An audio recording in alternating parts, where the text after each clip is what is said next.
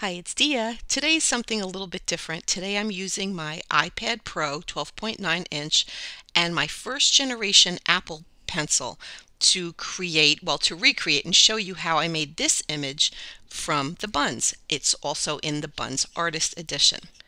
If you look at the napkin underneath the spoon, you can see that I decided at the last minute that I was going to add a very light pattern to that napkin, and I didn't even have to worry about it.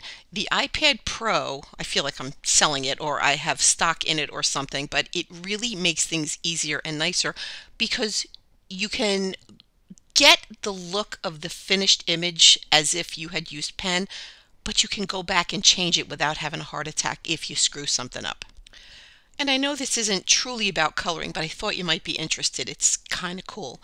I was able to go over what I had already drawn and get an idea of what this image would look like after it was colored, to see if I should leave the table with a checkerboard, to see if I should leave the tea set with those little circles on it if it was too much.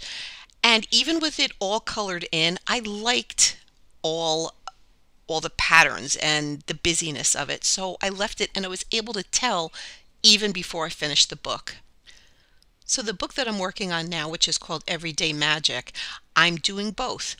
I'm starting out certain images with the Copic marker, and then I'm going in and I'm able to change it or update it or make it look like whatever I want. So this next book I hope will even be better than my past books.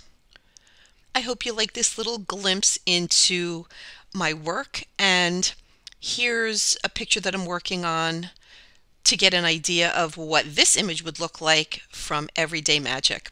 I hope you like this video, and if you did, I hope you give me a thumbs up and maybe even share it with somebody who might like it too.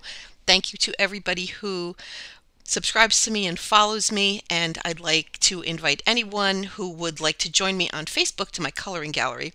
So thank you for the thumbs up and thanks for all the likes, and I'll see you soon. Bye.